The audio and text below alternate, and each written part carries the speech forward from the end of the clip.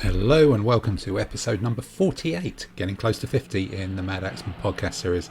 We've got the full gang back this week, as usual, and we go in depth, unsurprisingly, it's been inevitable, into the very important subject of haberdashery and scissors.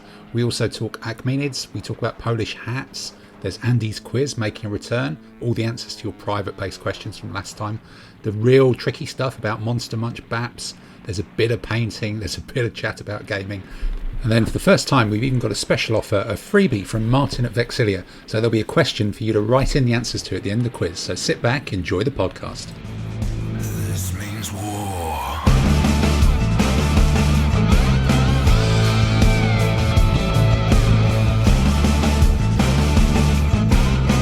This means war. Well, we're back yet again. I think this is episode 48, our second mini lockdown run. We've got the full set yet again here. I can see, I can see Aussie Simon, you're here with some red wine. G'day. G'day. We've got Peter the Badger with the backdrop of London. No, the waving thing isn't very good. Hello. The waving thing doesn't work. Right, okay. No, Tamsin is just still in go 2000 wave, AD. volume wave. Tamsin's still in 2000 AD, Yes, I am. beaming in from the future. Andy is either drinking a urine sample or has got some scotch. What is it? Hard to tell the difference, but I think it's meant to be Scotch. You think he's meant to be scotch. Adam is still ready to, Smells like to scotch. do his That's Adam a- and that's a Ant relief. special with a pint. Is that bass? Is that your traditional It bass? is indeed. Pot of bass, all good. Lord, lockdown bass. And Dave, please say the word Heffersteiner to us, or It's in the surprise fridge. us. I'm going to reach for it in a minute. You're going to reach for it. And I'm I bought this now in on- Kent, by the way. It's a thing called Scrimshanker IPA, Hop Demon Brewery. I don't know if that's any good, but if anyone knows anything about it. So it's not a scotch then. It's No, that isn't. I'm not drinking that now. I'm just. all right, you're I'm not drinking that now. No, I'm doing a Quantic Session IPA from the Wild Beer Company. Because I accidentally ordered another box of whatever it was from some mail order rubbish that I failed to cancel before it came through. So I've got to finish that off before I get back down to something more normal. But look, without further ado, let's dive quickly into the who's been painting what. And Dave, I can see you looking into your magic magnifying lens there that you've got in front of you, with your glasses as well. Does that mean like whatever you're painting is bigger than painting the side of a house or something? No, it's just what's necessary for picking out 50mm. Right. Okay. So what have you got on what have you been painting in the last week? I'm being boring. I'm filling in the gaps, just filling up the lead pile. So I'm still painting Franks. The Franks just go on. The army which gives and gives. I've still got 10 bases of heavy foot to paint, and I'm just doing the last 4 of the bowmen. So I mean, essentially, it'll be 2 armies worth. And what else are we doing? Oh, I painted a castle. Simon showed me the Alicante castle we got for free last year. The Alicante Castle. What was, Sounds was, like that, a was plan. that your lockdown adventure, or was that something we else? went to Alicante last January. I thought it was a chess tactic. Yeah, this January. So It it was Alicante, January 2019. no, it was 2020. Right. Was it? Oh, I've lost track. It was Yeah, 2020. it was Right. Yeah, what am I talking Yeah. about? Yeah, so it was the ominous start of the year where, as we were flying out to Alicante, some of our flights got delayed because there was a fire at the airport, and then there was some wind. On the way back, we had to divert to a different airport because because the Alicante airport was on fire and weakened during storms. The airport was on fire. Yeah, Yeah. Yeah, literally. yeah. Cloud. The other Dave thought he was going to not be able to fly out for another 2 weeks, but we managed to get him on our flight, didn't we? Yep. It was kind of a portent for this year, really, wasn't it? Yeah, it started Well, off bad and you just went down from there. Well, everybody tried to leave you behind in Spain for a long time, but unfortunately it failed, and you're still here. That's Yeah. the portent. That's the way it is, clinging on. So when you're saying that you're finishing up the lead pile, are you painting through what's in the lead pile, or are you looking at gaps in the armies that you've got to paint up the obscure unit that you're actually never going to use? Is it lead driven or is it list driven? It's lead driven. So you've got far too much then, basically. Have you gone over numbers in any of those, or are you pretending that you're going to play 300 points? It's more like what I tend to do is put together an army, know what I want from it, from the basics, paint that, and then so like you. So I've got Bisley filing cabinets. Yeah. Which are the drawers which fit perfectly for 15mm. So I tend to put an army in that, and I get a basic army, and then I morph it. So a couple of years ago, I did Zeiston Indians and did the sort of like 6 elephants, the bowmen, the swordsman, and then now I'm just adding the medium spearmen, the odds and sods and things like that. So I've got a Bisley drawer beside myself right now, beside my painting table. I've got one drawer which is full of Zeiston odds and ends, one drawer which is full of the War and Empire, Franks, Byzantines, and other bits and pieces, a load of generals. And there's another drawer which is sort of odds and sods of Essex and things like that. So I just sort of reach through there and look at what's interesting. But at the moment, it's I've got a Bisley drawer. Hang on, I'll show you. Look, here you go. There's a Bisley drawer. Oh God, I was going to say it's empty, but it's not quite in the light yet. That's full of Franks, and as I say, that's going to turn into 2. But I'm going to sell one, I think. Right. So you were saying you actually start with a core list, and then you build that, and then you actually start bolting stuff on. Because I must admit, I do it quite a different way. I look at what sort of core troops do I need to do, or would I like to do a range of different army lists? And I go, okay, I can imagine maybe needing 5 of them in one version. I can imagine maybe needing 6 of them. And I kind of build, a list and a half, which normally ends up being a list and about 80% or something. I go at it slightly differently. I look at it as what would the tactics do? Am I going to have this command attack, this command defend, or am I going to do a mixed thing? And then I see how that list is going to apply it to those different areas. And then I'll look at the troop types. Peter, I just thought you went for 6 elephants, 6 elephants, 6 elephants. And maybe if it doesn't have that, yeah. Maybe no. No, it's 6 elephants or medium knights. Yeah, and then what goes with the elephants? What do I have to go with the elephants? Well, usually a nice Chianti. What fills in the gaps? Yeah. So Tamsin, when you're doing, like the 2000 AD stuff, is it because that, you've got some fantastic figures? Is that sort of picking the cool figures, or is there something that you aim for with that? For 2000 AD, I just basically guessing one of everything. So. Okay. Well, maybe like some of the, the 28mm bolt action things, or whatever they are that Germans is. Oh no, that was for someone else, that wasn't it? I'm thinking back. Yeah, I painted for section, squad of SS for somebody else. Yeah. My own World War II, 28mm World War II stuff. I know what the core platoon structure is, and I somehow end up with a company. Yeah, it's terribly careless. No, I guess that's it. And Adam, you've been doing sort of the box sets and things like that. Have you just been building out a Victrix box, or? No, it's what I've done. It's slightly different to 15s. 25mm though. I know I'm never going to do them 300 points. So I've basically done a list of, that'll probably be the list. And then another 50 points to swap things in and out. So I've got a list with some sort of like things that can be swapped in and out. And as I build more armies, that'll give me like more options. Like the Dacians, they're going to have a Sarmatian ally. And actually the Sarmatians, you can have 3 of them in the early Imperial Roman list. So that'll give me a little bit extra as well. So I'm building about 250, 260 points worth. This means war.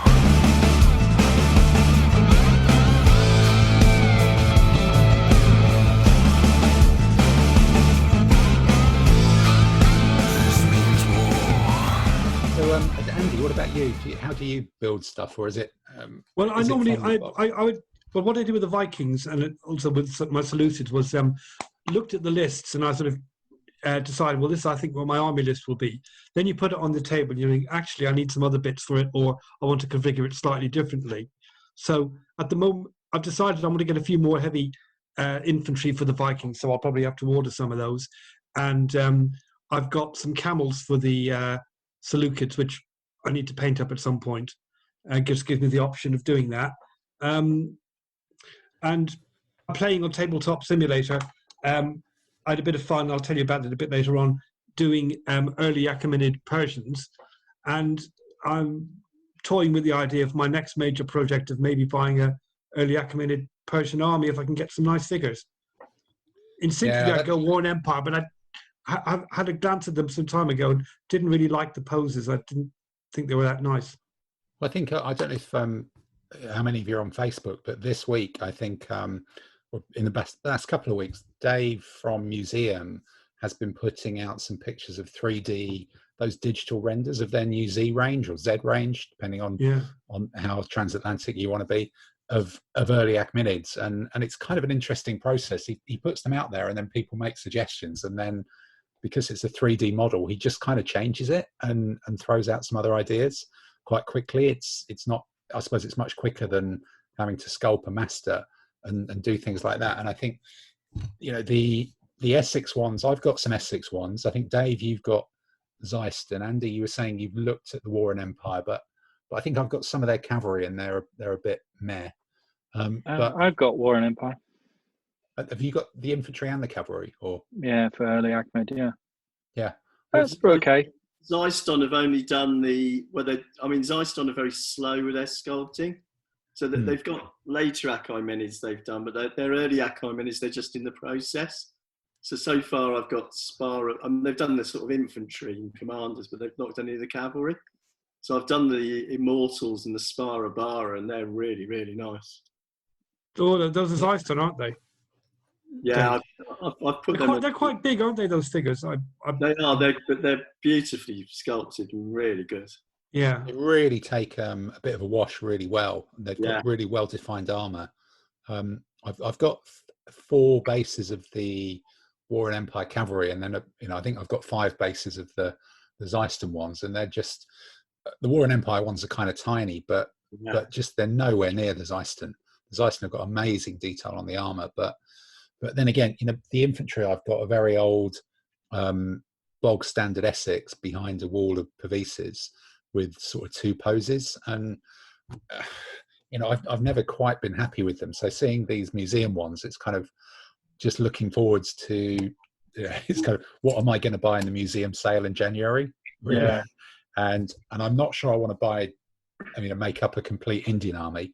I'm still not sure about that, whether I really want one of those, but regrading some of the maybe, but regrading some of the Zeiston, regrading some of my old Essex infantry might be really kind of cute as a way to do it and upgrade my Achaemenid Persians.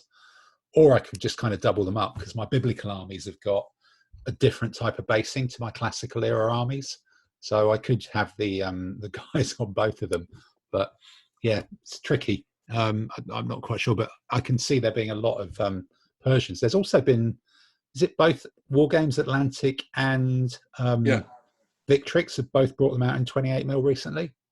Yeah, there's been a lot of movement on the 28mm stuff. There's, I think, 3 different manufacturers who've done the plastics for 28mm Achaemenids. Whether I don't know, can't remember whether they were early or late, but there was a whole rash of them that came out. I must admit, I managed. They must have come out, because I do remember thinking, should I buy some of these sprues and try and kit bash them for my generic Arab army that I've still got being painted at the moment, and add a few more bases of infantry to that. But yeah, so maybe Achaemenids will be the new rock and roll in 28s and in 15s towards the back end of this year, when there's another actual range out there as well. Could be an interesting one. I haven't found a list that works yet, though. Dave Allen's used it a lot, and he uses the Cyrus version with the 2 war wagons. And you can get the size chariots and the camels as well. Did he have any luck with it though? He's done all right with it. It's not a world-beating army, but it's quite good fun, because it's got lots of silly, as you say, it's got war wagons. All the funky stuff, yeah. Yeah, I've talked to Dave Allen a couple of times because we've played against each other with the army, and he brings a lot of the cute troop types because he's had them since DVM or 7th edition era. And so just the ability to bring some of these funky toys on the table and going, oh look, it's pretty. It hasn't seen day of light in 20 years. Whoosh. And then you run over it. Yeah. With an elephant. Yeah. Cool, but Yeah, I think I used it. One of the first competitions, ADLG competitions we did overseas in the Tank Museum in Saumur. I think me and Dave, that was the one me and you went down to on Brexit vote day, wasn't it? Which was all a bit surreal. But I took it down to that, and I think having used it then, I still think it does still need that Greek ally with the spearman just to give it a bit of solidity in the middle. But I've also seen it used with almost an all cavalry version, and that's really, really effective. It just gets a really big wide army. I think Richard Ainsley used that in when I went over to Ireland. Julian Lopez used to use it, didn't he? And he had this crazy massive army of nonsense with everything in it. Didn't he have it in Belgium? Yeah, he had it in Belgium, didn't he? It's like 30 units. Yeah, Dave Allen's army is quite fun. I mean, you can have some mediocre hoplites. Dave puts those in, they're quite useful. This means war.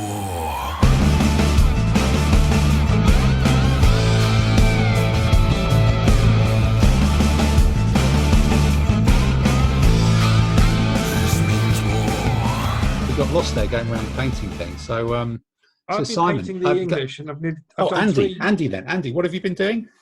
I've been painting more of these English feudal spearmen, and I've, apart from just flocking the bases and giving them a wash, I've finished 3 of the 4 units, and I'm working on the 4th. So the spearmen will be finished fairly soon, and then it's doing the Irish cairns, and then it's climbing the lead mountain to see what's on there.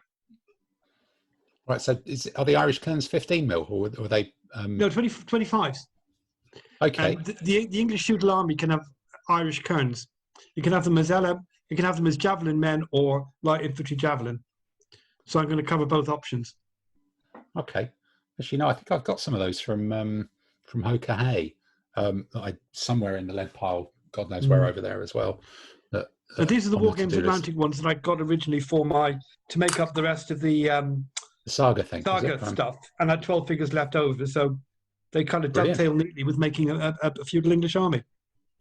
Fantastic. Okay, Adam, you're the other 28 mil expert of the moment. What you've got scissors there? Does that mean you're cutting out shield transfers?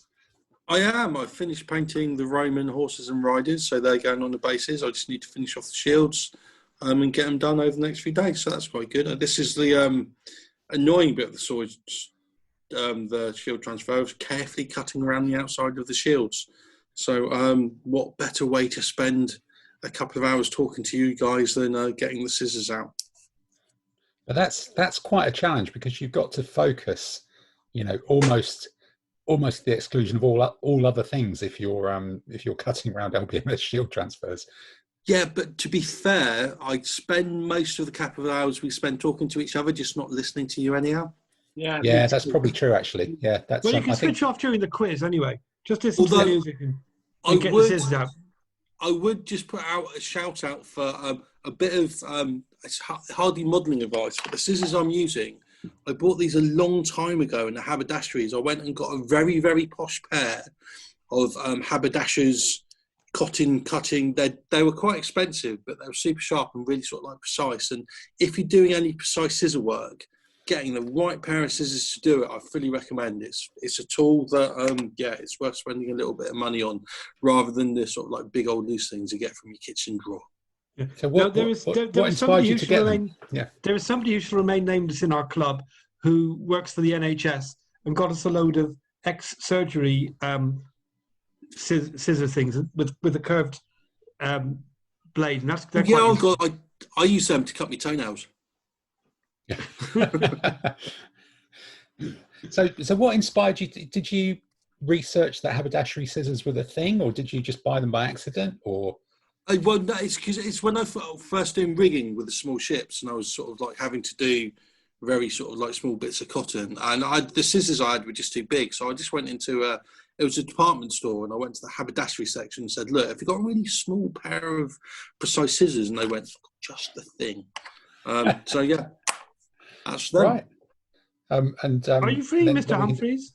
Yeah, I was going to say Grace Brothers, ding ding, haberdashery, 10mm rigging going up. That's it. That one now, John Lewis in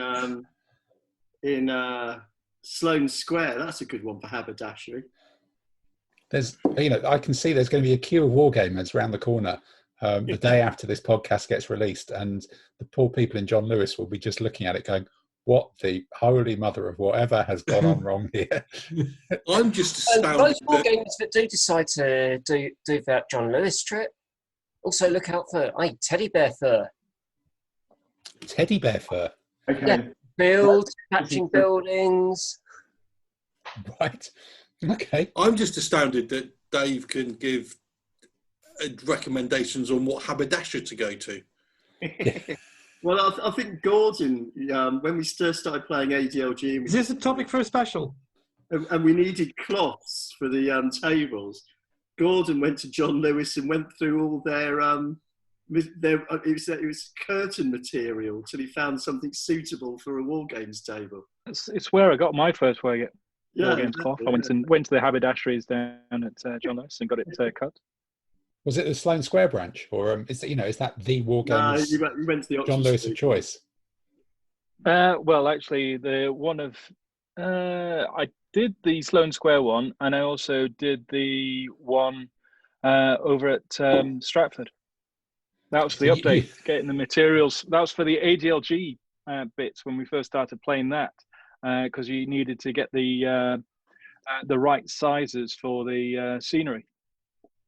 So John Lewis is it's a slick organisation, is it? Did you go in there and said, is this for ADLG or for DBMM, sir? I actually went DBMM, in. You want slightly thicker I went in with or... the sizes, and the lady there actually took me through and said, "Oh, well, for the sizes you're wanting, you want this," and she was cutting to the right sizes and everything else, and she was explaining, "You're better off buying by the yard, and this, that, and the other, supposed to this, that, and the other." And she was bringing out different swatches. Well, this one really wears really well. I was like, fantastic. She got really. And we've got double-sized ones if you're playing Meg. Yeah.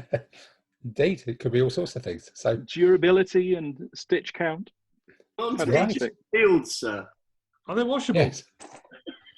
I think you have to hang them up and steam them, don't they? But okay. Well, let's move around the screen. Simon, what have you been painting or doing this week? So I finished off painting 7 bases of later Louis XIV era mounted. So this is for the Swedish Army for ADLGR.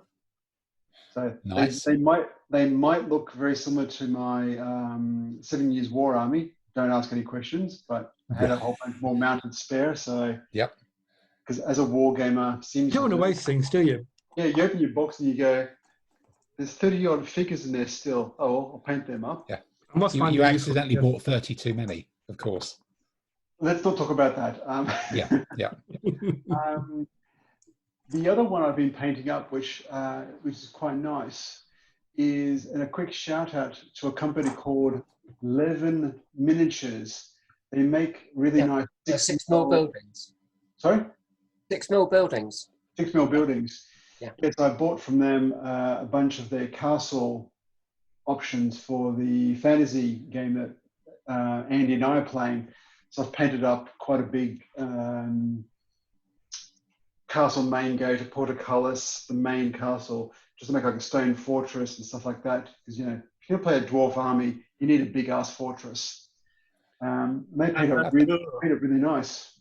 I think I remember seeing them at a show in might have been in Wolverhampton or something once. They do kind of a lot of sort of turn of the century industrial buildings or something today as well, or am I getting that confused with someone? And American Civil War era. Wow. Okay. I do a lot of stuff. Yeah. They also have a lot of 6mm modern stuff, which for those of us who like to play 6mm modern tanks and explosions, There's nuclear reactors, gas reactors, industrial stuff to blow up in. So all good fun. Yeah, no, I think that getting that 6 mil stuff on the table at some point, once I clear my table, that is a game that I can imagine playing solo at some point. So oh god, they're actually, just looking at them on screen, they're kind of reasonable, aren't they? 325, 375 for some quite big warehouse buildings and things. That's they're not a quite bad result. nice resin, so you can just do a base coat, dry brush, and a bit of a wash inside them, and that works quite nicely. And they're hollow inside, so they don't weigh too much. Right. Okay. So I heard they're bringing out new ones with for sale signs on them. Close down factories, but do you base them into little scenario bases, or do you leave them as individual buildings and position them on the terrain for that 6 mil modern stuff? I've based mine just because it's a little bit easier to carry them around. Yeah. So I've done my yoke. Oh, there's the castle. Yep. So I've done the castle on a. Oh, that's a proper piece, isn't it? Yeah, that's a big base piece. Yeah, so I've done this 60 mil wide frontage, and then I think it's two 40 mil deep bases, so 60 by 80. Just so the idea behind it is I'm going to make that into a BUA for an ADLG type of game. If you put a village or something like that down, there's a castle. So is that what scale is that, Simon? That building, is it at 6 mil? 6 mil. Yeah. Right. And then the fortress, a little over the top, but hey, it's a dwarf army. You've got to have a big fortress. So I think it's about 120 mil wide. But the main gate is the actual 80 mil wide frontage. So you get nice curved walls, portcullis, base up. When you look at it for a dwarf army, you think, yeah, that works. So they're going to have a lot of gold stacked up behind there, aren't they? Really, for sure. I'm guessing they don't come painted. Sorry? I'm guessing they don't come painted. No, they come just as grey Cast. So a quick wash with some soapy water, get the resin muck off them. A couple of base coats. So these were done like a grey with a lighter grey, painted a couple other colours, bit of black. Jobs are good, and so I think they'll look quite nice on the table. No, that's very tidy. Very tidy. So it's been catching up on some cavalry and then doing some micro scale terrain for slightly bigger fantasy battles then for you this week. Yeah, and just for fun, something completely different. Yeah, something is the thing. Okay, Tamsin, what about you? What's been the pre-moving home painting? Are you trying to clear away a load of stuff so that you've got clear decks for potentially shifting house, or are you just like, sod it, let's carry on? The machinery never stops. Yeah, I've got a few things in the wing to paint. So this week finished Romans, start of an army for ADLG, and covers pretty much everything I need for Infamy. That's a really, really good job on the Lancashire Games figures. They look really good en masse, don't they? Yeah. I like the mixed up groups you showed at the start, where you've made it a bit more interesting, where we've broken up. Are they the officer teams, or what were they? The one before? Start that one. That's the officers? That's command stands for ADLG. Are they all commanders from Lancashire Games as well? Yeah. Wow. Okay, that's a lot of variety. Normally they're a bit monopose, aren't they? But there's obviously a lot of different kind of figures in there. Well, when you look at them, I added the differences mostly partly by painting, but also by what other figures I put on the base. So some have got auxiliary infantry, one base has got legions. No, that's tidy. They look really good. Yeah, that's a very solid thing. And the working group of that's the only base that's purely for infamy, because one of the scenarios you need Roman engineers. Oh, right. Okay. And are they Lancashire, or is that somebody else? No, I think they're Bauada. Bauada, yeah, they do a pack of those, don't they? I'm Magister Militum. So. Yeah, that'd be Magister Militum through the Bauada stuff. Yeah, I like that guy at the back holding the pickaxe, sort of diagonally. He looks quite a brute, doesn't he? Put it into the other guy's back. Yeah. Yeah, that could be it. That would be a big problem for them. Okay, so it's quite unusual for you to do a whole week of 15s, isn't it? There's nothing of larger scale crept in. I sent since I finished those, I've made a start on some 28s and some cobblestone figures for Judge Dredd. So. Okay. So back. I should have those to show off next week. Back to the bigger scales. All right. And Peter, what about you then? And sorry. I've also been prepping. I ordered some individual figures. For Romans and Germans from Donington to use as leader figures for Infamy. So I've been prepping those, and once I finish this lot of 28s, I'll crack on. I prime and paint 15s. Yeah, those Donington Romans are quite nice if they're the same ones as. So they've got some quite beefy kind of auxiliaries and other things like that that are kind of quite hardcore. Well, it was more Centurion. So is Infamy that in 15 mil or 25? I'm doing it in 15. I decided because it looked as though I was mostly going to be solo gaming it. Yeah. So roughly how many figures do you need for it? Depends. Probably about. It depends whether you're going Roman or Barbarian. So 50 to 60. Right. Okay. So roughly the same as the Saga Warband then. Probably a bit more actually. I think Saga's like in the 30s, isn't it? But not that much. Yeah. Yeah. This means war.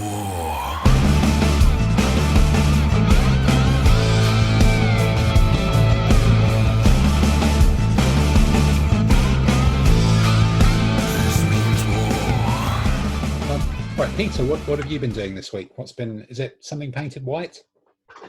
Yes, actually, funnily enough. Spraying, I got my order of undercoats through after going through all my white paint for doing Austrians, funnily enough. So I've started undercoating some Bavarians and also more doing research about what Napoleonic army I want to do. So looking at a couple of the odd different names ranging from the Two Sicilies, which sounded like an exceedingly good pizza, over to Wurttemberg, an exceedingly good beer.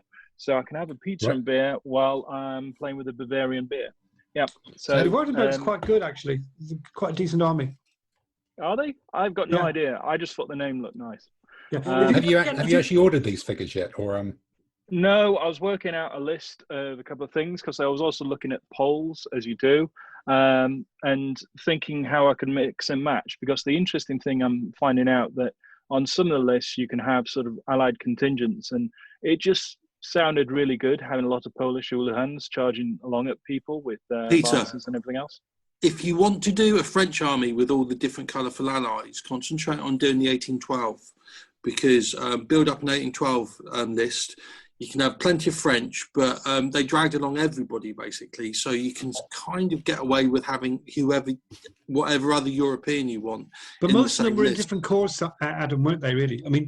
Yeah, I know, but it's like the Poles... Yeah. The Polish 5th Corps was with the main army. The Bavarians served with Udino's 2nd Corps. You know what I mean? It's like... Yeah. Well, is this one where they dragged them all into Russia and got them killed? Yeah, that's the one. Yeah. Yeah, look, I can tell you all about that, Peter, if you want. I've got a whole series of recordings that you can listen to educate yourself. That's funny, that, yeah. Yeah. No, that's the suggestion, Adam. If you can find a book called... He uses the word educate glory in the broadest sense. Yeah. Yeah. Peter, if you get hold of a book called With Eagles to Glory, written by a guy called Peter Gill, that's got all about Napoleon's allies in 1809. That's quite a good book. It's not about Space 1999, no? That's a different thing. Eagles to Glory. June. No, June's out next year now. So, French Army 1812. Great. I've ordered a Wurttemberg division for my 1809 from AB. Oh, you've ordered a whole division? Well, how many figures in a division? No. So in Bataille Empire, in BE, it's going to be... Four regiments, probably. It's three units of line, one lot of light infantry. Yeah, like I said, 4 units. Yeah. Adam, you weren't joking. The list French in Russia 1812 goes over 2 pages, and there's even an Imperial Guard Corps. It's mix and match. If you want cavalry, it's like because that's what I did. So I did the 4th Cavalry Corps. So that's like one division of Polish Uhlans and the division of Saxon and Westphalian Crushers. It's I can even have ice cream. You can take the Neapolitans. You can take Italians. Even the Austrians, although they didn't fight with the French, were on the French side in 1812. Well, they did. It's not on the list though. It's not. They getting fought. in. They fought with the Saxons a battle called Gorodechna against the Russians. No, you Then know, they went I'm sorry. I am the expert here on Napoleonic Wars, and I'm pretty sure that the Austrians never fought successfully either for themselves or for anybody else, from what I can remember from my extensive learnings. So, Cause of the army in 1812. There's French, Wurttemberg, Italians, Polish, Bavarians, Saxons, Westphalians, Prussians, Bavarians, Poles. That's And, That is crazy. are we getting into supercalifragilisticexpialidocious yet? Is that Kind of feels like it. Kind of feels Yeah. like I'm buying more figures. Yeah, it could Lead be. Mountain, So- here we come. I can even have Neapolitan Guard sailors. Woo! oh, so just go back, Dave. You got away with that by saying you bought a core, but what in Or a division. Division. how many you bought a division just on the sly? So in AB terms, how many figures and how many thousands of pounds is that?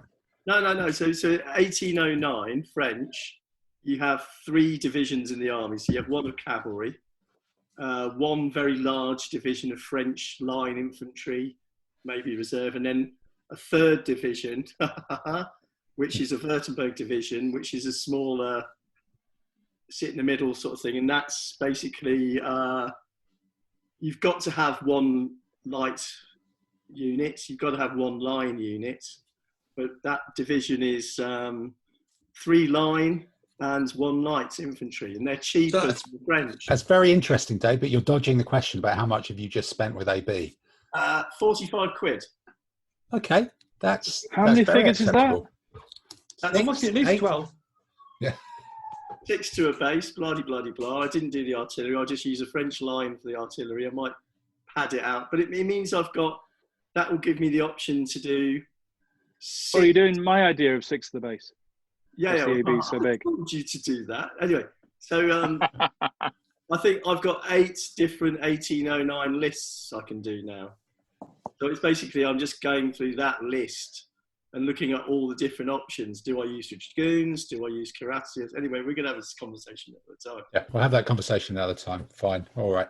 Okay. I think from my point of view, it's really just been a question of that irritating last bit of finishing a large number of figures where you just keep going back and back and back and spotting little bits and having to touch up one. So I've got these 60 odd Arab cavalry that, one day this week I did all the, well, not every horse, but a face blaze on, a third of the horses and doing the white socks on them. And then that's the whole thing on 60 of them. And then I put on a load of banners and things like that, which was a little big man transfer sheet of banners that I put on. And then I got a couple of really useful boxes, the 4-litre one, which is just about deep enough for pretty much all of the figures, apart from, somewhat irritatingly, the elephant. So I'm going to have to come up with some complicated way of storing the elephant on its side. And I think the second elephant, I might actually just pin the 3 riders and take them off so that I can actually just plonk them in just to make storage easier, and do that. But so the really useful boxes came from Amazon, I think, and I've been getting ready for them. But I think one of the things I found with the fact that nearly all of these are plastic cavalry was that I put on some of the arms in really kind of dynamic upwards reaching poses with spears, and there are about 2 or 3 of the figures that were just too big to fit in the boxes. But because they're plastic, They stick out over the side of the stand. You don't realise till after you've done it. I've done that. No, this wasn't over the side of the stand. They were just too high to put the lid on the box. Right, yeah. So I actually just sort of sawed the arm off just above the elbow with a really, really sharp scalpel knife. And then, using Airfix glue, because it welds them together, I glued the arm back on with the hand at a slightly different angle so that the spear wasn't actually above the top of the base anymore. So it's like, so I can just kind of fix that, really, which is kind of weird. So they've now all of the cavalry have got based, and today I did put the sand on it, did the wood stain, did the dry brushing of the base, and put the initial bit of grass flock on. So I've got the grass tufts to do, but after that's done, I will be just as the weather turns and becomes really wet and damp for about 3 days, I'm just going to be at the stage at which I need to take them outside and do the Tester's dull coat spray to kind of really, take all the shine off the figures. So they're going to sit there for about another 3 or 4 days until the weather turns again, and then the cavalry will be done. And my approach that I used with the Hungarians from the 15 mil of going, I don't like doing horses, so I will just do them all first. I'll have done that with a 28 mil army as well. So then I'll be more than halfway there and be able to crack on with the infantry after that. What's your plan? Your plan for sort of storing them in the really useful figure boxes? What's your plan for sort of transporting, going to games and stuff? I think my theory is that if I'm playing a 28 mil competition or a game, I will be going by car. So I will just take them in the 28 mil boxes, because in 2 of these boxes, they're also, because they're plastic, and I've used Magna base over the full footprint of the 60 by 60 base.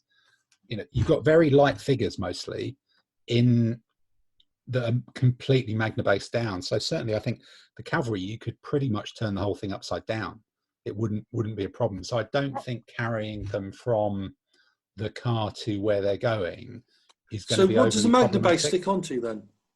It sticks onto the MDF base, and then in the really useful box, I put a floor of ferrous sheet, which is basically Magna base. I was going to say isn't.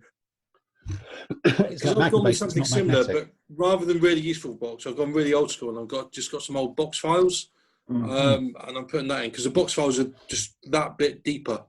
Yeah. So they're kind of handy, and they were also free.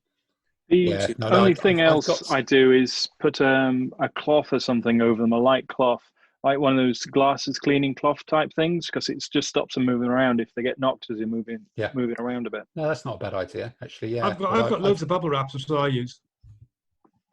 Oh yeah, you can put bubble wrap over it as well, but I've got box files, but I'm not sure whether I've started doing these really useful boxes because they're better, or just because they feel like a more high tech solution. And I'm a war gamer, and I'm just attracted to kind of clever solutions for things that are actually not actually quite as good. So the good use of the really useful boxes compared to some of the other storage ones, because you've got that nice lid, they fit together and they stack. So you can stack them well, yeah. And interlock it. Lego type of effect. So when you put them into a boot of a car, they don't slide around, where box files slide. Yeah, true. Actually, yeah, that is a good point. Thank you. There is a reason. I've not just bought them because they were like cool and I couldn't be bothered to do any more box files. So yeah, that's been my painting. I think that's been everybody's painting. This means war.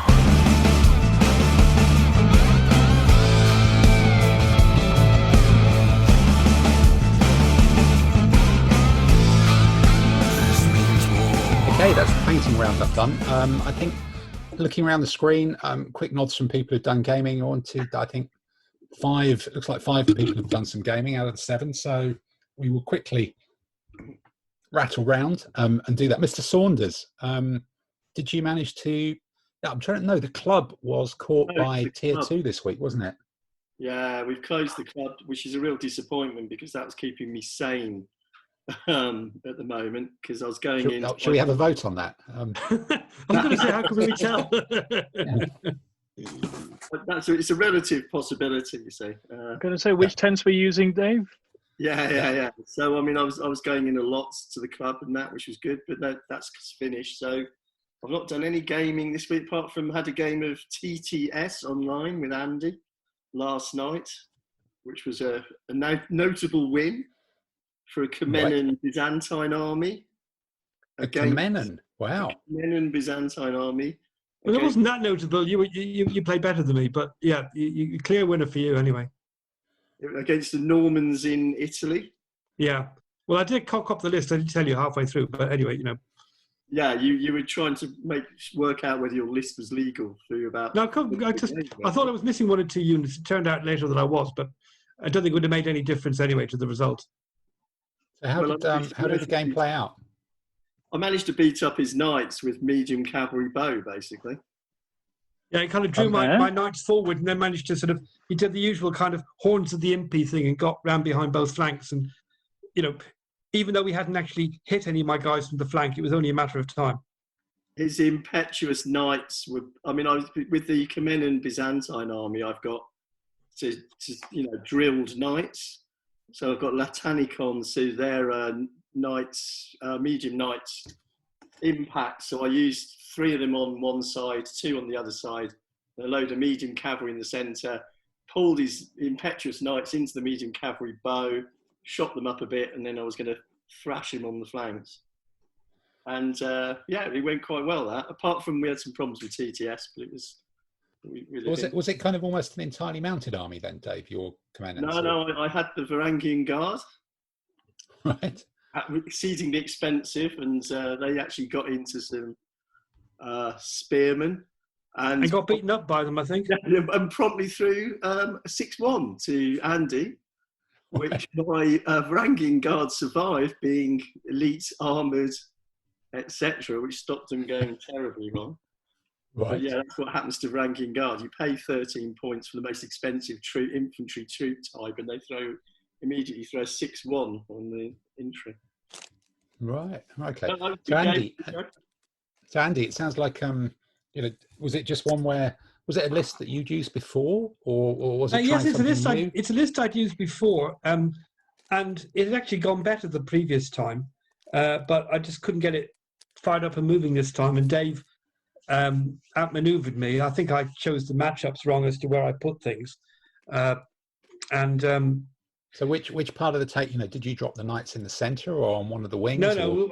I put the knights in the most open part of the table, which was the right flank, and Dave in fact put his mounted command of his there. In the centre I had a small foot command with a bow and a couple of spearmen, and then I had an allied command of Algebagid Arabs with a mixture of some terrain troops, some 2 medium spear and 2 LMI bow, and a mounted wing of 3 impact cavalry and a light cavalry. And the idea would be they'd run around one side or support the advance of the terrain troops. But then the guys Dave had across them were 3 bowmen and a bunch of tough infantry, so that didn't look too clever. Neutralise the 3 chargy cavalry with a solid infantry block and some shooters. Then, essentially, I think one command of like 6 elite impetuous knights, but facing them I had at least 5 medium cavalry bow, 3 drilled knights elite, and 2 knights. So I had two generals ganging up on one lot of impetuous knights, which worked to treat. Yeah, it was okay. Yeah, that does sound a bit tricky when you describe it like that. Yeah, that sounds iffy. Simon, have you managed to fit in I presume, an online game this week as well?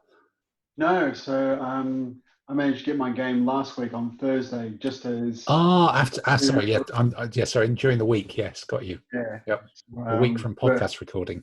We were the last to, as we left the building, close the door of the pub, lock the keys, threw them away. So... Oh, dear. It was sad. So we made the effort to drink more beer and wine that night just to help Ravi. So what stuff did you get on table? So I managed to get a game of Renaissance on. I got one of our club members, Jeff. He brought out his later Germans, so 1660 Germans and I brought some Louis XIV French. So the debate of whether tassels would beat sauerkraut. And the first time, the French got up.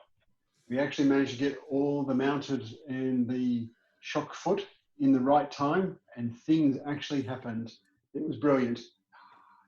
Wow! So it's like using a kind of lightweight Swedish army that actually works properly. Yeah. So we managed to get the Louis XIV French mounted, with all the tassels and the cravats. They were slightly impetuous, so I had 6 of those. They were running around. Easily uncontrolled, having a lot of fun, and they managed to line up against effectively medium swordsmen in the open. And I went, I'll have though. Came charging through. Turn later, they'd burst through that unit, and I had the whole flank nicely open. So, wow, it played quite nicely. You definitely got the effect of a a stodgy German line versus the French. So the Germans advanced to a point, held down, and just wall-to-wall shooting. And then on the flanks, these two big cuirassiers pushing through, with the French were trying to pick a fight everywhere, bit of massed artillery, and making facetious comments about German Black Forest gâteau not being as good as a croissant or something. Yeah.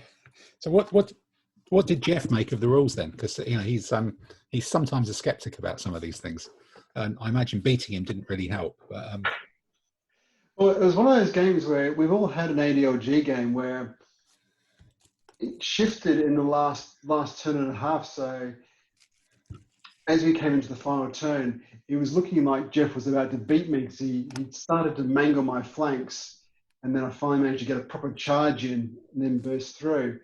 I think he was vaguely ambivalent towards it. You definitely got that's a result. That's good. That's high praise indeed. To be honest, that's one of the most accurate descriptions I've ever heard of Jeff ever. Definitely got the feel of a good game. You got the feel of what a Fogar game of later Germans versus Louis XIV French. Artillery, lots of shooting, shock mounted, and a bit of scary foot. Well, our games went quite well, I thought, because we played 2 games with it, and we both won 1 game. So it's not a question of being overbalanced either way. But I thought the games went well. I mean, we got through the game in about 2 hours and had a result and plenty of excitement along the way. So it was quite good. There's a few questions that come out of it, make you think a few tweaks here and there need to be done. But otherwise, it was thoroughly enjoyable, and got to drink wine and say goodbye to the club for a few more months. Mm-hmm. Oh yeah, it opens. Yeah, I had a game last week against Dave Ray where I was facing a Greek army of 34 units. Wow, was that a lot of skirmishes or just a lot of rubbish hoplites?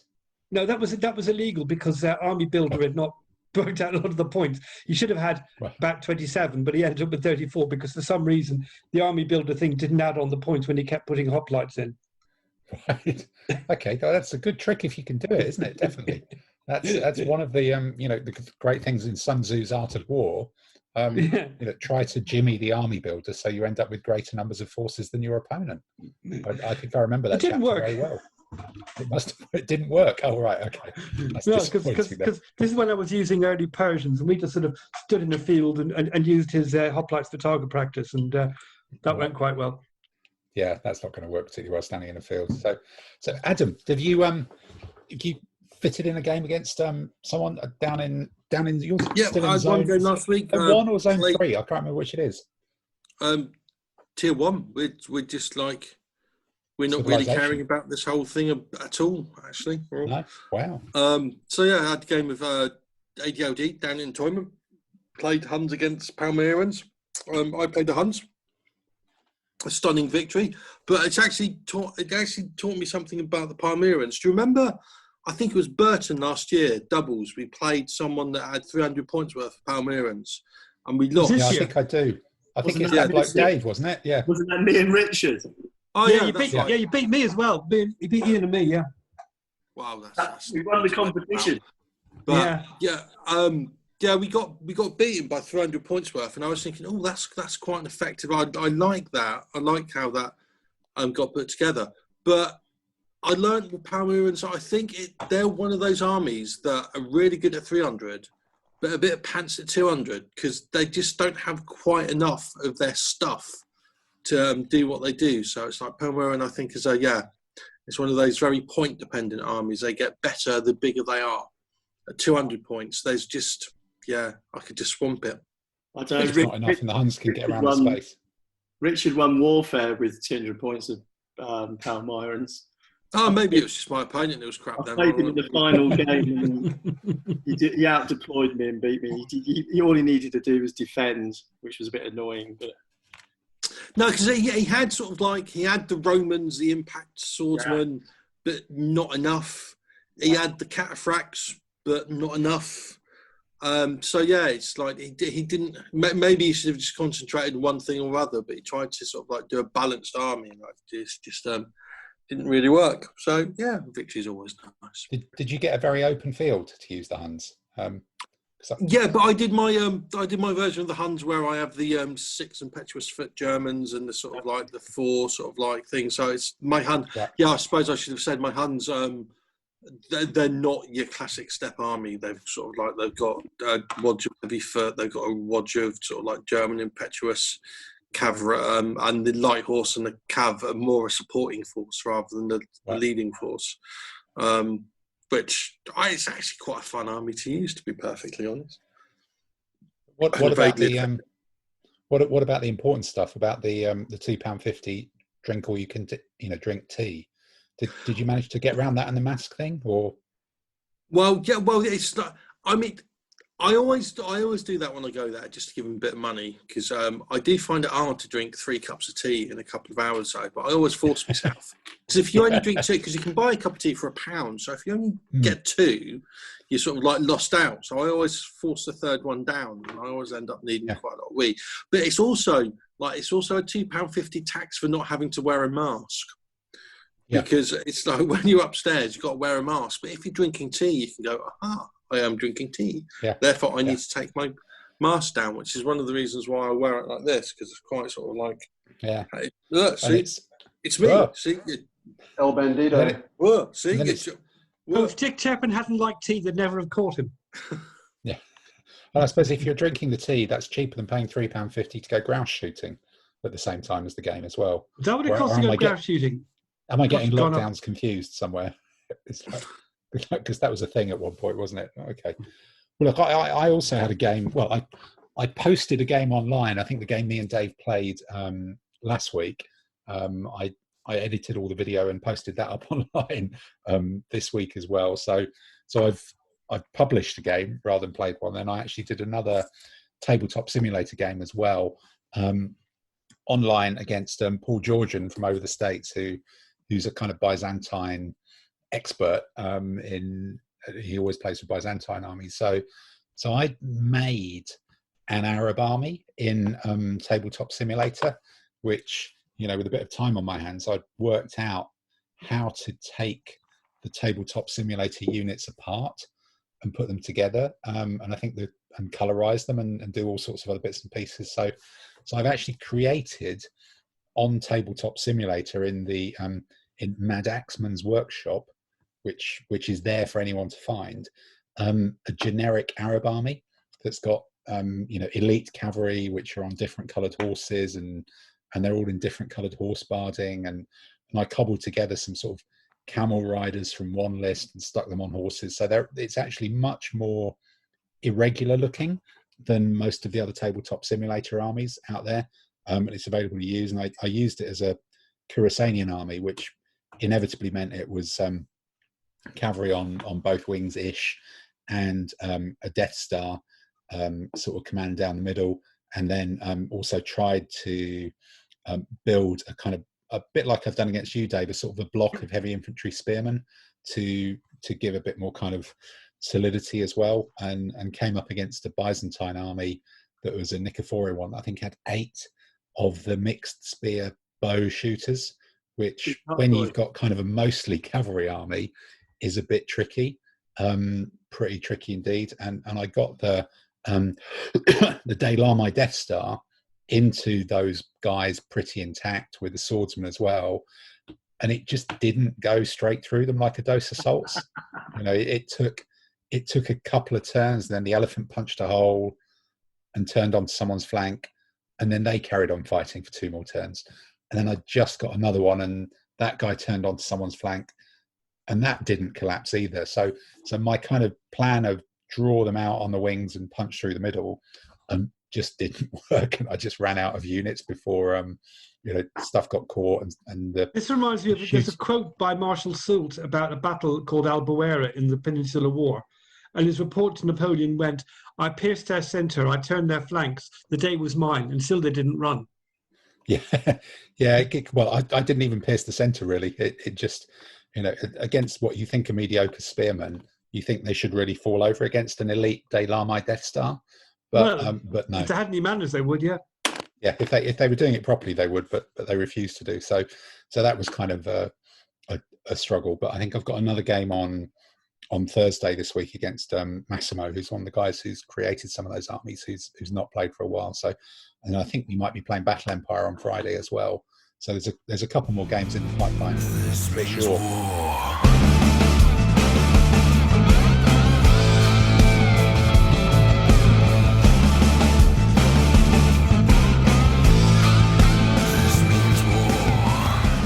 Having done painting, having done playing, we are at the French disco do you wish you were at, instead of being locked down somewhere in the UK, stage of the weekend, or possibly stage of the podcast. Question, comment les voir? Question, le trou est sans fond. Question, la légende le dit. Question, elle dit aussi.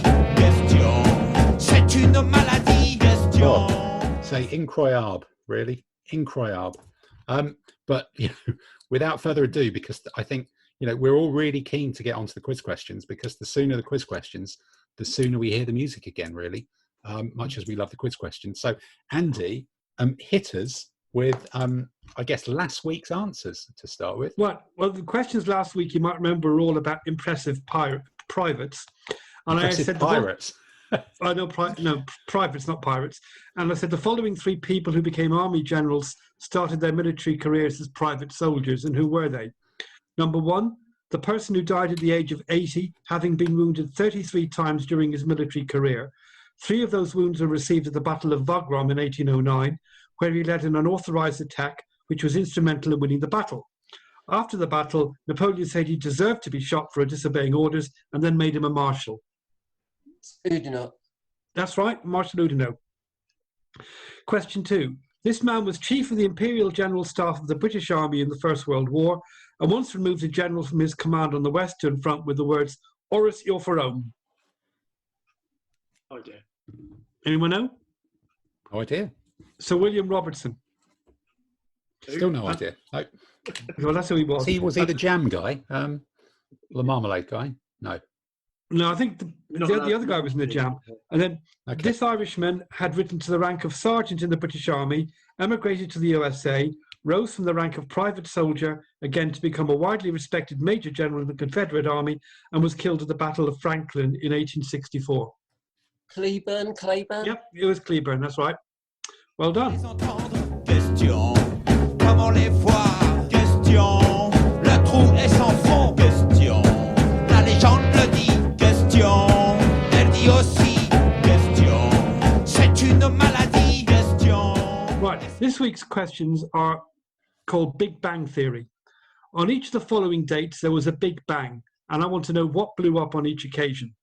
So on the American continent, 30th of July, 1864.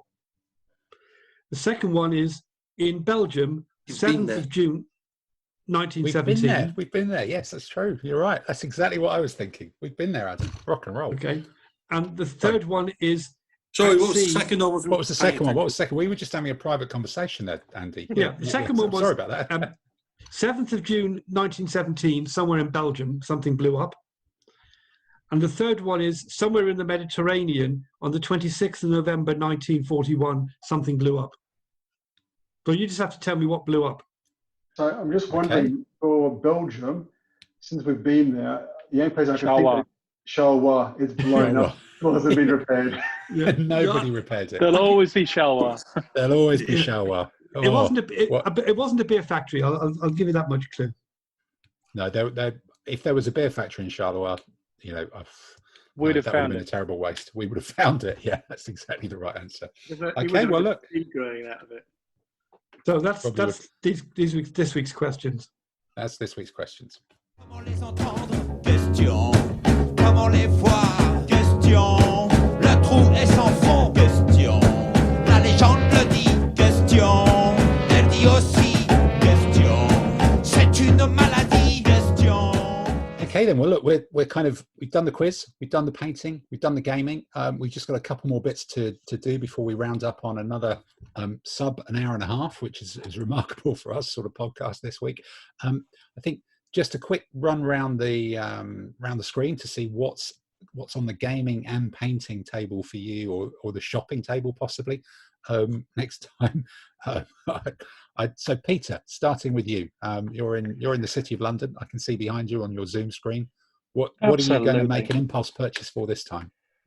Well, thanks to Adam's view on 1812, I'm now looking at all the colours of the rainbow for an army for BE.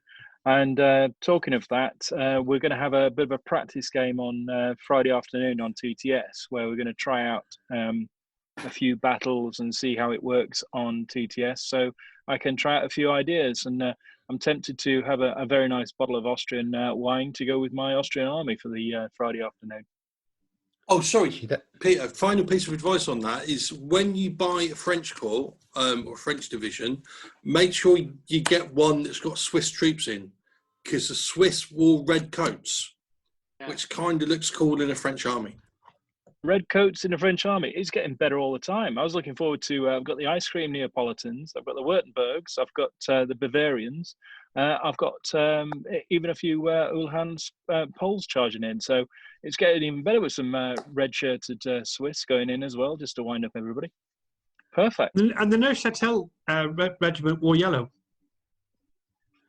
Okay, fantastic. There's the total opposite to my spray more white Austrians. Then, yeah, but Peter, I might actually have to buy another tin. Which unit will you paint bright gold?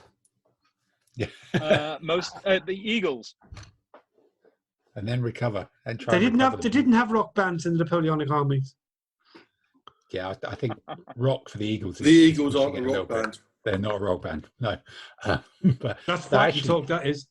No, but actually thinking that there's Napoleonic troops you can paint differently, that does mean or remind me that this week I do need to get on my push bike and cycle over to the Leray Mayer mansion to pick up some of that Pendragon 10mm French stuff that he bought a while ago. So I should be able to do that sometime this week, I think, and add them to the lead pile. But I think for me it's going to be, as I said before, a bit of waiting for clearer weather and spraying all of these cavalry, and then probably taking a whole bucket of photos of them and trying to get those online, and then thinking about making a dent in the Arab infantry, who are sort of slowly getting painted almost by accident when I'm using some contrast paints and I'm slapping a bit onto some of the infantry I've got to see what they look like. I've also got a whole mess of different shields, excess shields clipped off all the different plastic sprues that I'm going to try and turn into casualty markers for the Arabs and do some sort of mock Arab sort of simplistic shields with 1 or 2 or 3 shields on them to leave behind these figures and have sort of bespoke Arab shields on it. And I'm still at some point, I can just feel, seeing there seems to be a lot of 10mm stuff happening in World War II. I can kind of feel there's a point at which I'm going to attempt to sell even more of my 10mm Second World War stuff on eBay and then replace it with something newer. Because what 10mm stuff have you got in World War II? What nationalities? Oh, well, loads. I've sold a lot, but I've still got a lot. But it's all just quite inconsistently painted because it was sort of built and bought over a long period of time. And I'm just kind of wondering whether I should be... Basically, this is an excuse to say I'm thinking about buying an airbrush. Really, send me a list, and I might be in the market for some of that stuff. Okay, I'll dig out a list for that then.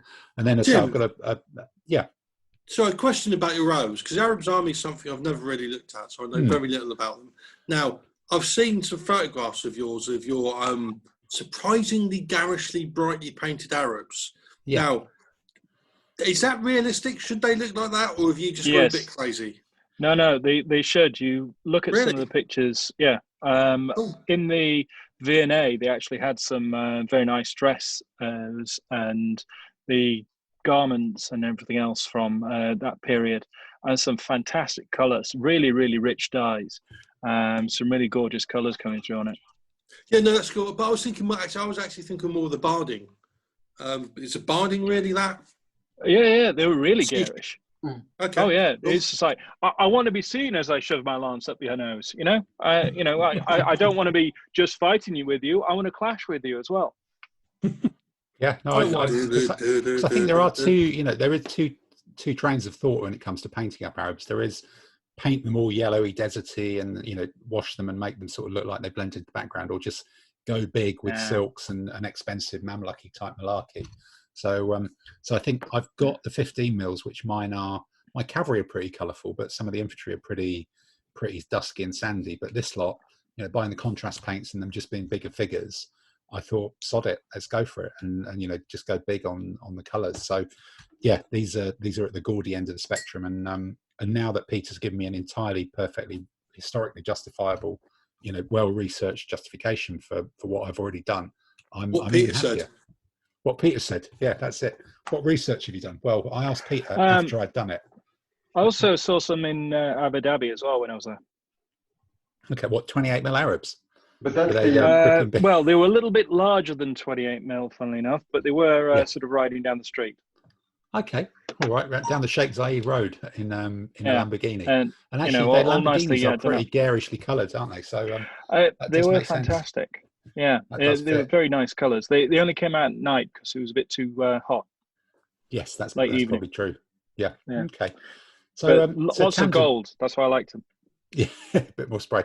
So Tamsin, what's on your painting pile this week? I think we touched on it a bit earlier.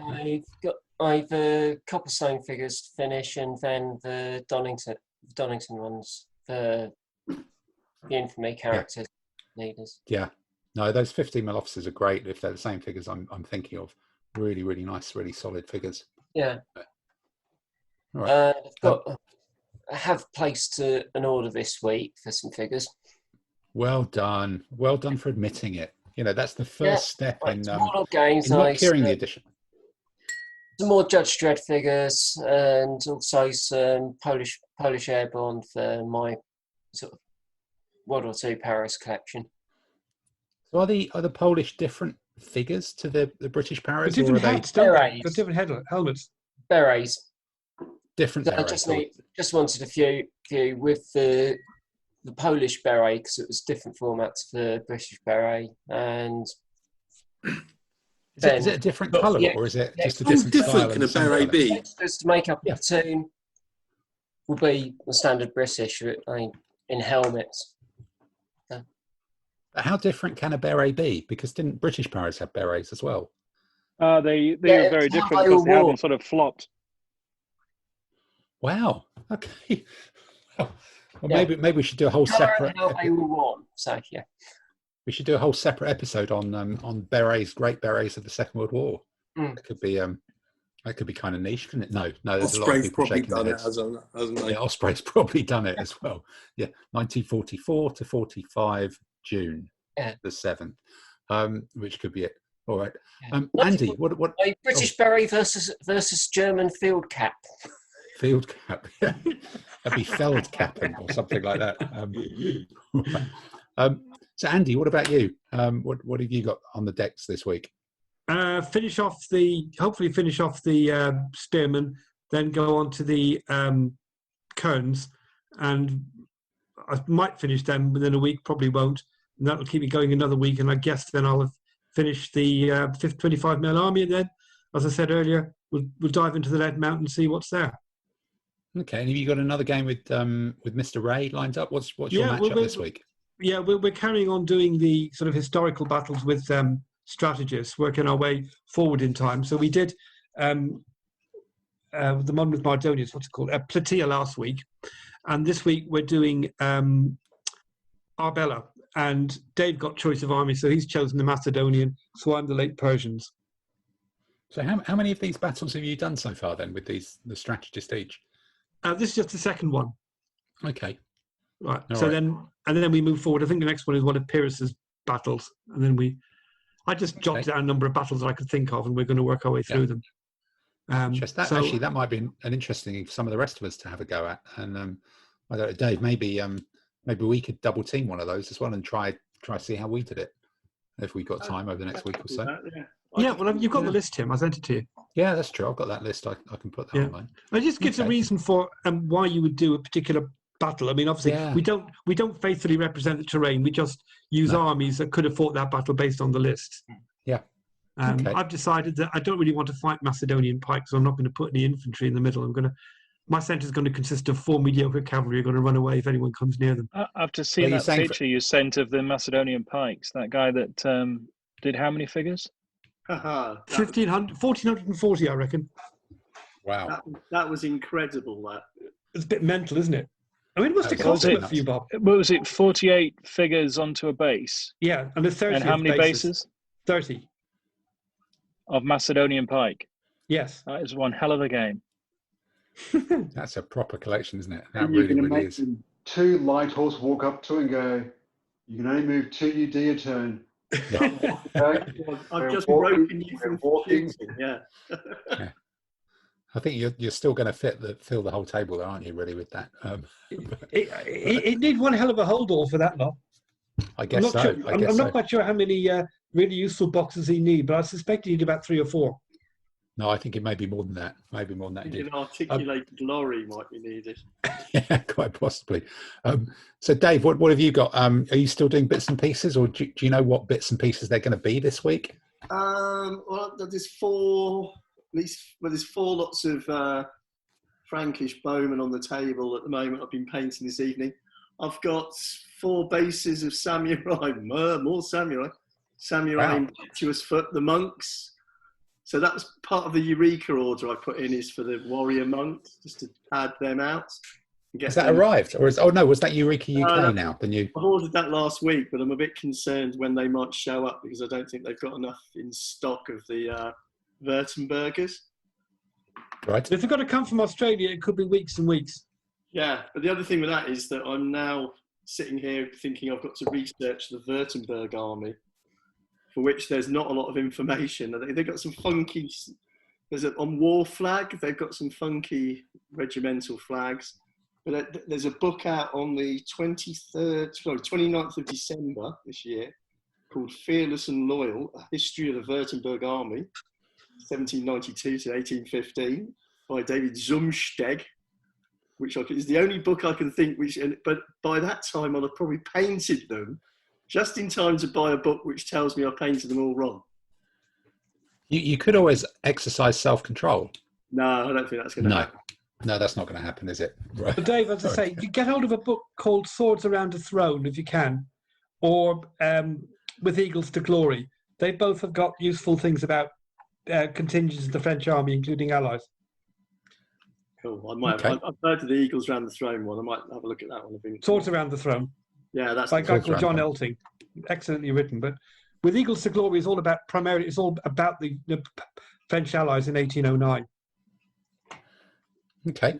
All right. Well, Adam, what are you doing with your special scissors? Are you doing special scissors stuff this week? My scissor sisters have been put away, but I'm doing 2 exciting wargaming things this week. Tomorrow, I'm having a game of Battle Empire, which will rematch of the last one, so that'll be interesting. See how that goes. And then on Saturday, I'm basically going to a competition. Ooh. Yeah, somehow. Yeah. Wow. Well, I say competition. It's not really a competition. What it is 4 of us have booked 2 tables at a tournament all Saturday. So that's 3 games in a day, which is social kind group of 6, which is fine, isn't it? Yeah. Competition type experience, right? It's group of 4. Yeah.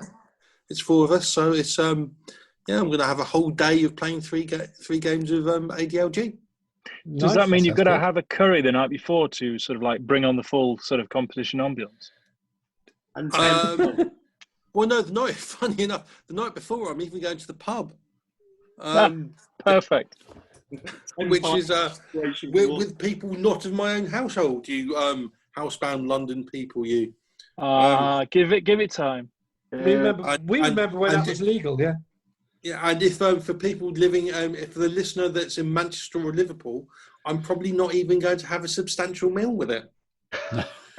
Well, by that point, Manchester will be in the next tier of lockdown. Well, it might be in rebellion. Although the pub I'm going to does do a mean packet of pickled onion flavoured Monster Munch, which I'm not sure whether that counts as a substantial meal, but I do. Monster Munch always counts as a substantial meal, especially if you put it if it's a grab bag in a bap. In a bap.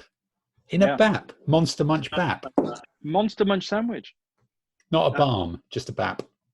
Bap. Bap. Yeah. Bap. Northerners. Okay. Yeah, It's- northern it's- bap. it's- Right. It's a variation on the chicken Marengo. It's what Napoleon. If he didn't have the Crisp chicken, that's what Napoleon would have had for dinner that night. Yeah, Napoleon's Monster Munch favourite in a crisp flavour. Right. Okay. Yeah. By the way, Simon. did you see the guy from the guy who runs the Reading War Games Club sent an email out. Emailed They're me. having Yeah. a one-day competition in November. I don't know how they're going to do it. Well, I think you only get 10 Yeah. people, so I imagine they've probably got all their places taken by now. Well, we can't go because we're from Zone 2, so it's somewhat moot to us, isn't it? Really, you Is, can't. is, actually- Reading not in allowed. zone, is Reading not in zone 2? Not No. in Zone 2. It's still in Zone lowest or whatever it is. Right, okay. So kind of complicated. All right. Yeah. So Simon, what about you? What's on your schedule for next week? So I discovered in a box some more Renaissance figures. Oh dear. So Oh dear, careless. You've What, not was just this a got enough box? Renaissance figures for an army. You've got enough Renaissance figures to populate Germany. On Simon, was this a box that the postman brought to your door and rung the doorbell and said, "Here's that box that you ordered"? not yet. They're coming. No, this is one of those random boxes that you as you're rummaging through, you go, what's in this box? Oh look, 100 more Renaissance figures. So, what unit could you possibly be missing from a Renaissance army that you don't already have? Well, it's a question of, do I paint the 1636 German infantry or do I paint the 1637 with the extra tassels and the epaulettes? It's a big question to debate. I just spray them all, and wash them, get them on a basis. That'll be You mean good. they're not gold? I think you're under the mistaken impression that we give a toss. I'm debating whether to make a couple of very large tercios properly, fully stacked out, so as many infantry as I can get into a base, or I might open my extra box of 20mm plastic Chinese cavalry, because not that I don't have enough cavalry, but since Tim's gone for I'll show you cavalry, I feel I need to compete with him. So if and whenever we can play in 20mm, both of us could basically bring the entire table of just cavalry. You just want to horse around with them. Yeah. Don't really cavalry. get. Go outside and give yourself a slap, please. Yeah, I don't want to That say was no. Nailed it. Even by our low standards, that Peter, that was desperately poor. Oh, Not even I would have tried that one. I better hoof it. Not even Simon Finney would have tried that one, I don't think. No, probably not. Right, who's in control of the Zoom meeting? Because they need to mute Peter now. Yes, I think that could be the answer. Right. Okay. Dear. So look, I think that's gone around the has that gone around the full window with what's coming up this week then. So I think all we've got now left to do is I'm look. going to be painting Bavarians as well. Painting Yeah. Bavarians. Got sent by Andy. Okay. Wait till you You're get the gonna do the blue painting and guide. white That should be checks? with you by the weekend. Fantastic. Blue and white checks. Good. So what we were talking about before we all came on air, is it on air if you're doing a podcast? On tape, on MP3, something like that, was looking at mixing up the format going forwards and alternating between a few different sort of more special focused events. So Sorry, just before you go on, Tim, Go did on, you say yep. on tape, Grandad? Indeed. Are you trying to recreate a classic Not the 9 o'clock news sketch? Oh, yes. Gramophone. Yeah. Woofers and tweeters. Brilliant. What are woofers and tweeters? Oh, you got You got them, whether Grandad, you want doing them or your not. Gramophone recording. Slimline salad dressing, I think. You want slimline salad dressing, Grandad? Back Yes. of the head. Back of the head. How many watts do you want? many- About average. Yeah. No, cheating. No, Wild, cheating, I was it's all good. furious. Another one, but even funnier. Yes, that is another one as well. And then we'll have a vote on it, and the TUC will choose coffee. So enough of that. So for next week, the idea is that we will dig into a particular army, and which we will select at random through Simon Lee Mayer's computer machine to talk about. We'll pick an army as we've done in the past for a list, but everybody will bring an ADLG list along, and we'll have a Then we'll chat argue about We'll argue about it. We'll have a chat about painting. We'll have a chat about figure selection in 15 and 25 mil. We'll try and see if we're lucky. It might be something where some of us have played competitions with or against the army. and we'll just kind of dive deep into a particular army. But in that whole spirit of adventure and randomness, we will fire up. Simon, are you there with the magic? Have you managed to upload random.org? Are we ready to key this in? Oh, the switch eagle. It's all going. Here's the keyboard machine. Here's the keyboard noise. And ding. List 86. 86. What's 86? I know 86. What is it? It's Late a Roman. Oh, late Roman. Oh, it's a proper one. Oh, fantastic. Roaming with the Romans. That's a goodie. Okay, we're happy with that. So next week then will be a late Roman special. That's just after the square shields, isn't it? But before the really, really roundy ones where they're a bit rubbish. I've still got square shields. I'll just use them. I'm sure you can. I'm sure you can. So Or next is week that will be a Romans late- ever do for us? That's an excuse for me to get some more figures then. If it's not the square shield ones, you'll have to Maybe advise we'll me about inspire which you ones. to buy some new figures. Get So more. next week will be a You late paint them up Roman as special. Bavarians. They probably had some Bavarians in the late Roman army anyway. They probably did. So next week will be a late Roman special. I think possibly at some point in the foreseeable future, we will end up continuing the Battle Empire special that we effectively did last week, about 60% of it, just through random chat as well. There might even be an Aechemenid-Persian special at some point, even though we started that by the sound of it. And I think in one final closing remarks, we've also, or I've actually been sent something free for the first time in 24 episodes of this. Someone has sent me something free, which clearly shows that someone is listening to this. And it's Martin from Vexilia, who's in the process of closing down his business. So that does slightly undermine the whole commercial benefit of free stuff. And he's sent a set of markers for disrupted markers and general in combat for use in ADLG to offer to someone who's a listener to the podcast. So I don't even get to keep the damn stuff myself, which is a bit shameful. So just to pose a question for any listeners who've actually managed to get to the end of the podcast and want to interact, the question of the day, and the answer is to email your answer to podcast@Madaxeman.com. And the question is, which branch of John Lewis is Dave Saunders' favourite haberdashery department in London found in? Which branches of John Lewis is Mr. Saunders' favourite haberdashery department found in? If you email that to me, we'll make a random draw next week, and wherever you are in the world, you will be posted a fantastic set of disrupted and general in combat markers from Vexilia. You can see them on their web store. I suspect they've got a few left that Martin's trying to shift, and he successfully will shift some next week, provided we get someone who actually answers and emails in. To One thing I really like about this competition is before now, when you've looked at the figures for how many people listen to this podcast, and I did say people plural there, I remember asking you the question, have you got the figures for how many people listen to it till the end? And you've said, no, you can't tell that. So it'll be interesting to find out whether there is at least one person exactly to it all the way to the not end. One of us 7 either. Really, that could be the challenge. So that assumes Adam was actually listening to the end. He doesn't often do that. Even though he's here. But let's see how many people we get emailing in podcast@Madaxeman.com, which branch of John Lewis. And on that bombshell, we will leave you for another week. So goodbye, everybody. Goodbye. Bye. Bye, everybody. Bye. Bye.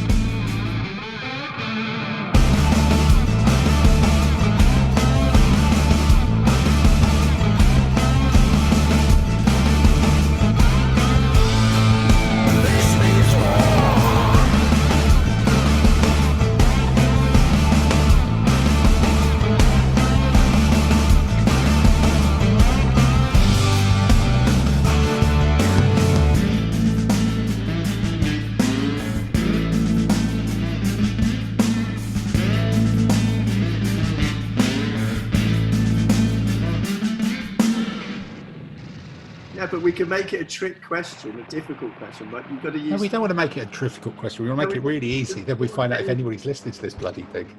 John Lewis. I very much doubt.